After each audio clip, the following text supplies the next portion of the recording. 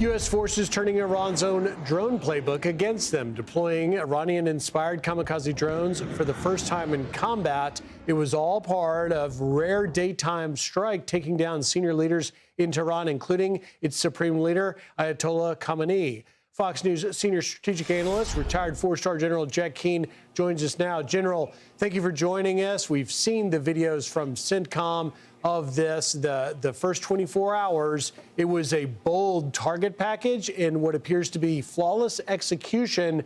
Walk me through what we've witnessed and where we're headed. Yeah, certainly. Well, let's start offensively. Over 2,000 airstrikes were conducted in the last 24 hours. That's really quite remarkable. This combination of the IDF and Central Command's capabilities. And certainly we've seen some of the effects of that. A lot, obviously, we can't see, but the leadership targets themselves has been nothing short of remarkable. And Ali Larijani, who is the Secretary to the Supreme National Security Council, think of our National Security Council. That's the position he holds. You know, that's a dual position in the United States, National Security Advisor and Director of National Security Council. Marco Rubio, Secretary of State, holds that position now. He was the heir apparent. He is in charge, according to the Israelis. And certainly he is going to be targeted for sure, and as are other leadership targets still that have not been touched. But the primary focus over the next 48 hours, as it was during the first 24 hours, are Iran's retaliation capability.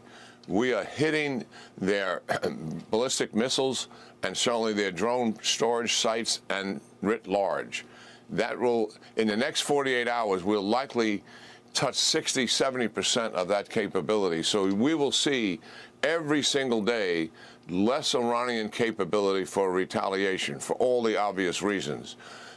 We want to minimize as much as possible casualties to the Israeli civilian population and military bases, and certainly the same thing in terms of our U.S. bases in the region and our allies and partners' bases in the Gulf states.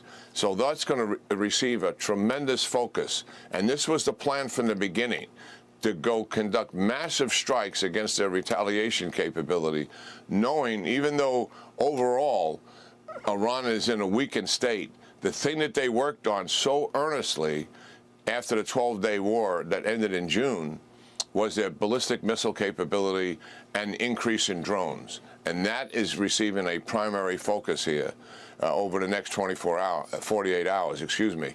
And also they're stripping away these attacks you see taking place in Iran.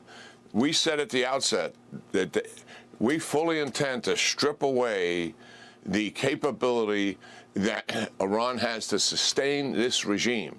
It starts with leadership, but is much more comprehensive than that. This is the IRGC. This is the Basil militia. This is the police infrastructure. And it's not just buildings. It's the entire communication infrastructure. It's their command and control capability. That will be systematically and deliberately stripped away to include their defense industrial base. If there's a factory out there that helps build ballistic missiles or drones, believe me, it's on the target list.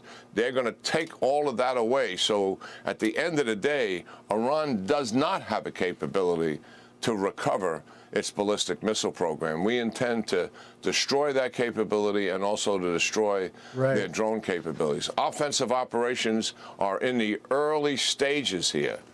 Defensive operations, it's obvious that Iran has not been able to generate the offensive capability that was expected here. And why is that? If you decapitate leadership, if you destroy command and control, if you conduct significant cyber attacks on the command and control capability, that is a major disruption in terms of its effects offensively and the primary targeting on ballistic missiles and drones from the outset. Nonetheless, they have expanded into the Gulf states, and you can see that taking place. The Gulf states are adequately defending themselves. Three of them are preparing for combat offensive operations. One has already started, and two others are about to get going. I'm I'm not going to talk about who they are, but that is being coordinated with Admiral Cooper and Central Command. These will be coordinated, selected targets, and they will contribute to the offensive nature of what's taken place. The IDF, Central Command, and the Gulf states. Listen, this backfired on the Iranians. They thought that this would create an international uproar. The war is being expanded. It's now a regional war. And as such, pressure being put on the United States and Israelis to bring this to a halt. The Gulf states are responding. They're adequately defending themselves. A lot of that ability to defend themselves comes from U.S.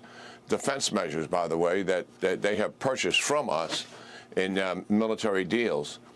But they are frustrated with the Iranians. They publicly were supporting the Iranians and resisting this strike. Privately, they were supporting the U.S. and the IDF. I think we should knock that nonsense off once and for all. You know, you're with us publicly and privately.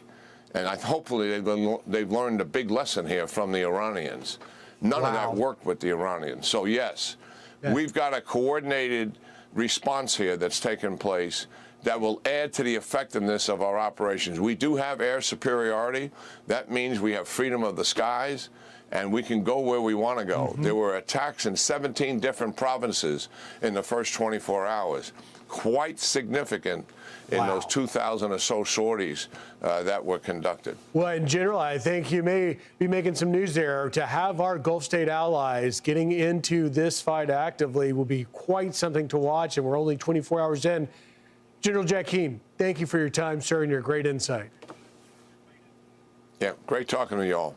I'm Steve Doocy. I'm Brian Kilmeade. And I'm Ainsley Earhart. And click here to subscribe to the Fox News YouTube page to catch our hottest interviews and most compelling analysis.